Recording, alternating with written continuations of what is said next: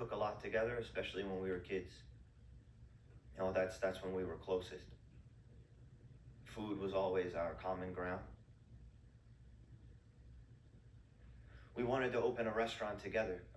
We had a name, we had a vibe, all of it.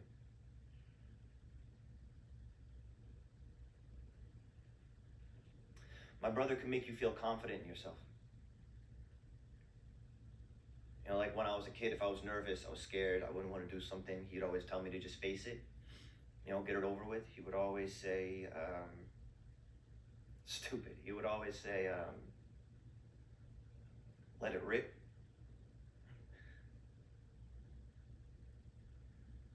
He was loud. He was hilarious.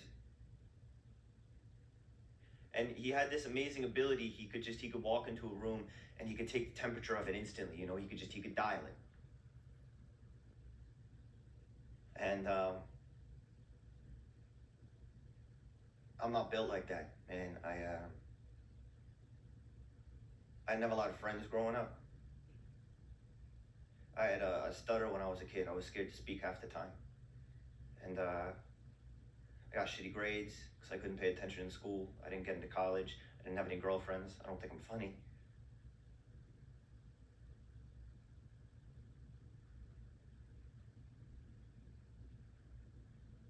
I always thought my brother was my best friend. Like we just knew everything about each other. Except everybody thought he was their best friend. You know, he was that magnetic. And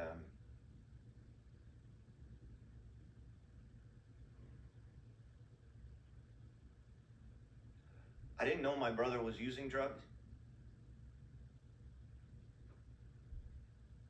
What does that say? As we got older, I realized I didn't know anything about him, really.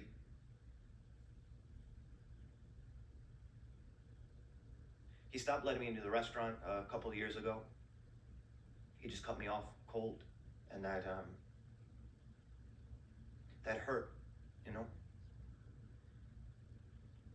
And I think that flipped this switch in me where I was like, okay, fuck you, watch this. And because we had this connection through food, and he had made me feel so rejected and lame and shitty and uncool, I made this plan where I was gonna go work in all the best restaurants in the world.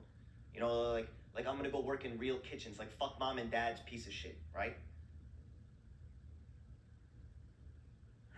And it sounds ridiculous, you know, me saying that now, but that's what I did.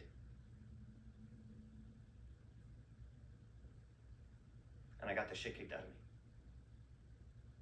And I separated herbs, and I shucked oysters and clams and uni, and I cut myself, and I got garlic and onions and peppers in my fingernails and in my eyes, and my skin was dry and oily at the same time. I had calluses on my fingers from the knives, and my stomach was fucked, and it was everything.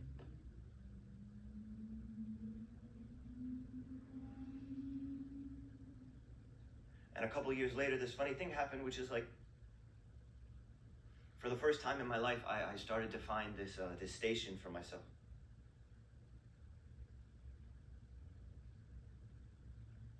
And I was fast. I wasn't afraid. And it was clear. And I felt okay, you know?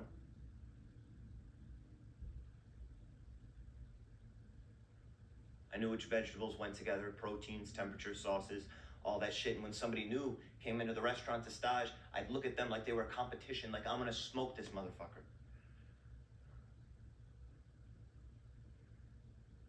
I felt like I could speak through the food, like I could communicate through creativity and that kind of confidence. You know, like I was good at something that was so new and that was so exciting, and I just wanted him to know that, and fuck, I just wanted him to be like, good job.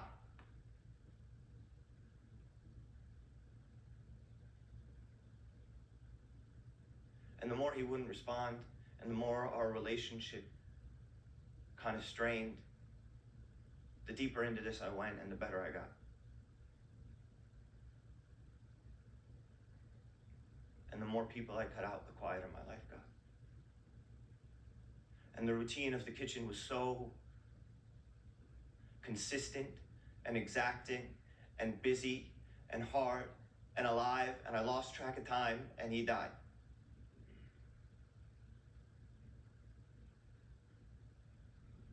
And he left me his restaurant. And over the last couple of months, I've been trying to fix it because it was in rough shape, and I think it's very clear that me trying to fix the restaurant was me trying to fix whatever was happening with my brother. And I don't know, maybe fix the whole family, because that restaurant, it has, and it does mean a lot to people.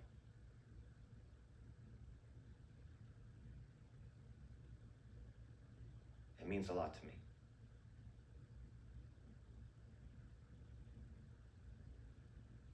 I just don't know if it ever meant anything.